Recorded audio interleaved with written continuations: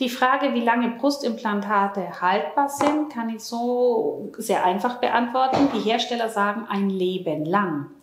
Allerdings kommen die Implantate in einen Körper und Implantate reagieren immer mit dem menschlichen Körper, sodass es eigentlich aus meiner Erfahrung so ist, dass nach 10, 15, 20 Jahren die Patienten kommen und sagen, sie tasten jetzt das Implantat, die Brust lebt ja auch weiter, man altert weiter, sodass die Brüste auch sich absenken. Oft passt die Größe nicht mehr, entweder die Implantate sind dann zu klein oder zu groß, sodass die Patienten doch den Wunsch haben, die Implantate auszutauschen.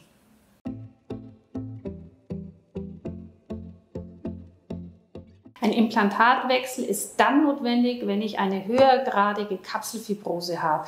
Wenn man das Implantat sieht, wenn das Implantat stark eingebacken ist, Schmerzen vorhanden sind und die Patienten dadurch sehr im Leben eingeschränkt sind. Ein Implantat muss man auch dann wechseln, wenn die Brust chronisch entzündet ist oder wenn sich ein Flüssigkeitssaum bildet, der viel, viel zu groß ist oder vielleicht auch andere Erkrankungen dazu kommen.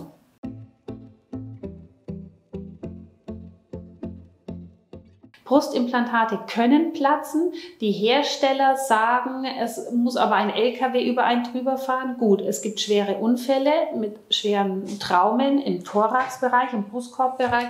Da können Brustimplantate auch platzen, ja. Aber es kommt äußerst, äußerst selten vor. Wir haben es tatsächlich schon einmal gesehen, da ist es nicht geplatzt. Früher hat man ja Kochsalzimplantate genommen und da hatten wir auch schon Patienten gesehen, wo eine Seite ausgelaufen war und die andere noch ganz normal.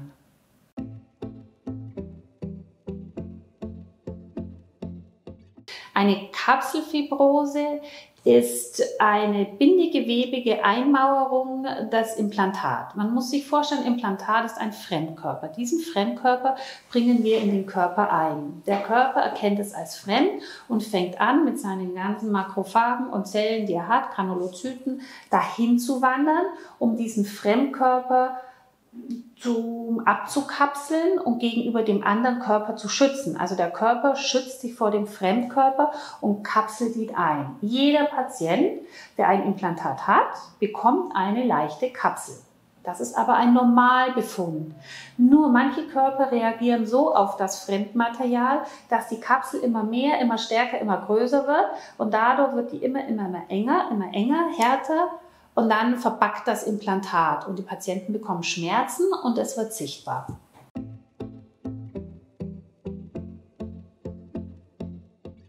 Der Ablauf eines Brustimplantatwechsels ist im Krankenhaus. Also man macht das unter stationären Bedingungen. Die Patienten bleiben auch eine Nacht da. Man nimmt die alte Narbe, falls sie in der Unterbrustfalte liegt, macht dort den Zugang, schaut sich die Kapsel an, entfernt in den meisten Fällen die Kapsel. Wenn sie sehr, sehr stark verbacken ist, die Kapsel, lässt man sie auch drin, um den Flurschaden gering zu halten. Denn Blutungen bei einer Kapselentfernung sind häufig sehr, sehr groß. Und wenn ich zum Beispiel wieder ein neues Implantat gleichzeitig reinmache, dann brauche ich keine stark blutende Höhle, weil sonst fördere ich wieder die nächste Kapselfibrose. Denn das ist ein Risikofaktor. Wenn ich irgendwo Blut in der Wundhöhle habe und ein Fremdkörper, habe ich die Gefahr, dass es mehr Kapselfibrose Raten gibt, ist dann größer gegeben. Deshalb versucht man, möglichst blutarm zu arbeiten und vorher hat man mit dem Patienten besprochen, sollen wir wieder ein Implantat einsetzen, welche Größe, dann setzt man das in die gleiche Höhle wieder oder macht zum Beispiel einen Etagenwechsel von oberhalb des Muskels auf unterhalb des Muskels und setzt das neue Implantat in die geplante Höhle. Oder man kann auch gleichzeitig Implantat entfernen, Brust straffen, eventuell auch Eigenfett mit eingeben und dann im Prinzip ohne Implantat weiterleben.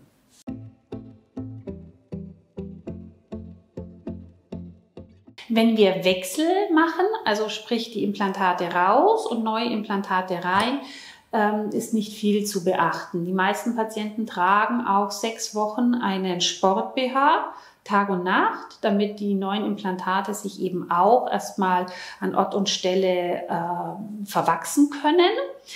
Und sonst ist eigentlich nicht viel zu beachten. Der Eingriff ist nicht sonderlich schmerzhaft, weil das Brustdrüsengewebe bereits gedehnt ist.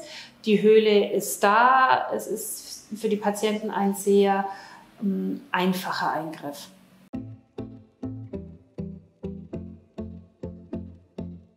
Neue Narben entstehen bei Implantatwechsel nur dann, wenn wir einen Etagenwechsel von oberhalb des Muskels auf unterhalb des Muskels machen. Ansonsten entstehen keine neuen Narben, wenn keine Straffung gleichzeitig gewünscht wird.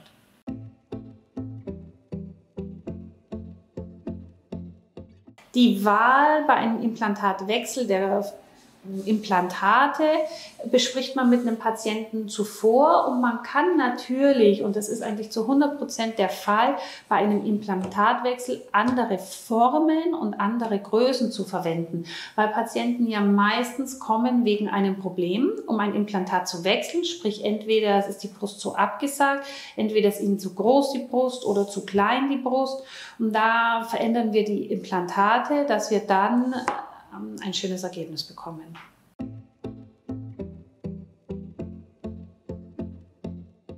Ein Implantatwechsel fängt bei 6.000 € netto an.